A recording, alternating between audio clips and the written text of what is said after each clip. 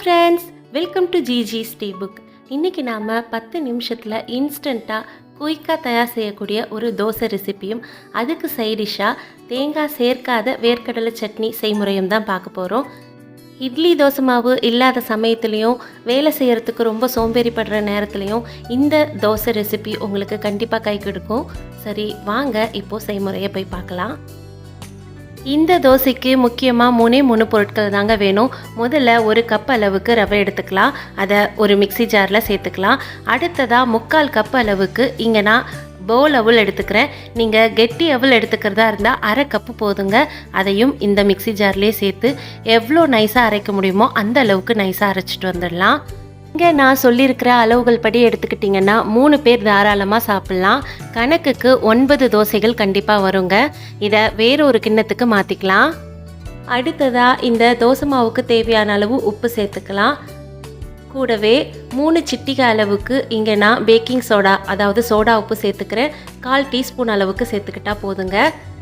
Baking soda சேர்க்க விரும்பலைன்னா அதுக்கு பதிலாக ஈனோ கூட சேர்த்துக்கலாங்க. இது இன்ஸ்டண்ட்டாக உடனே ஊற்றுறதால தான் இந்த பேக்கிங் சோடா கூட சேர்க்குறோம்.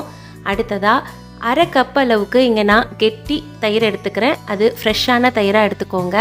கூடவே எந்த கப்பில் ரவை அளந்தோமோ அதே கப்பில் 1 கப் அளவுக்கு தண்ணி சேர்த்துட்டு எல்லாத்தையும் நல்லா கலந்துக்கலாம்.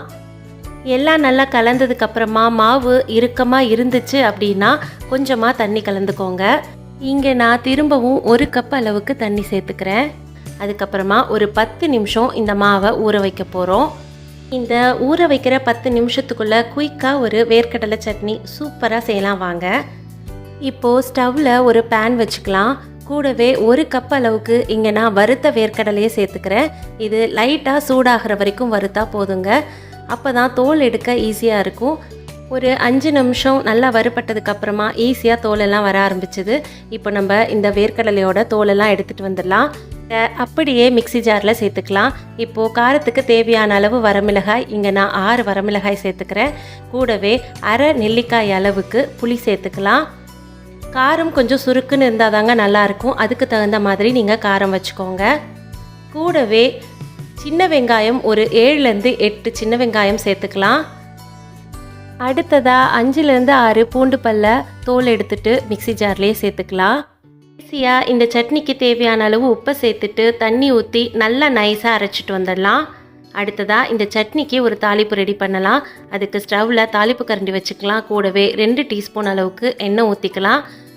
1 டீஸ்பூன் அளவுக்கு கடுகு நல்லா புரிஞ்சதுக்கப்புறமா 1/2 டீஸ்பூன் அளவுக்கு உளுத்தம்பருப்பு சேர்த்துக்கலாம். கூடவே 1/4 டீஸ்பூன் அளவுக்கு பெருங்காயத்தூள், கடைசியாக கருவேப்பிலை சேர்த்து நல்லா வறுத்துட்டு சட்னியில் கொட்டிடலாம். அவ்வளோதாங்க, நம்மளோட டேஸ்டான சட்னி தயாராகிடுச்சு. கண்டிப்பாக இது உங்களுக்கு ரொம்ப பிடிக்கும். ட்ரை பண்ணி பாருங்கள். இப்போது நம்மளோட மாவும் 10 நிமிஷம் நல்லா ஊறி இருக்கும். இந்த மாவு இட்லி மாவு பதத்தை விட கொஞ்சம் லூஸாக இருக்கணும். தோசை மாவை விட கொஞ்சம் திக்காக இருக்கணும். அந்த மாதிரி தான் நம்ம கலந்துக்கணும். அதுக்கு தகுந்த மாதிரி தண்ணி சேர்த்துக்கோங்க. அடுத்ததாக ஸ்டவ்வில் நம்ம தோசைக்கல்லை வச்சுட்டு மாவை ஊற்றி ரொம்ப நைஸாக நிரப்பாமல் கொஞ்சம் கல் தோசை மாதிரி நிரப்பிக்கலாம். கூடவே எண்ணெயை ஸ்ப்ரெட் பண்ணிவிட்டு இந்த தோசையை மூடி வச்சு சுட்டுடுங்க. அப்போ தான் நல்லா சாஃப்டாக ஸ்பாஞ்சியாக ப்ரெட்டு மாதிரி இருக்குங்க. சாப்பிட்றதுக்கு ரொம்ப டேஸ்ட்டாக இருக்கும். கண்டிப்பாக ட்ரை பண்ணி பார்த்துட்டு உங்களோட ஃபீட்பேக்கை எனக்கு கண்டிப்பாக தெரியப்படுத்துங்க. ஒரு இனிய மனது இசையை அணைத்து செல்லும், இன்பம் புது வெள்ளம், அந்த சுகம் இன்பச் சுகம், அந்த மனம் எந்தன் வசம். ஒரு இனிய மனது இசையை அணைத்து செல்லும்,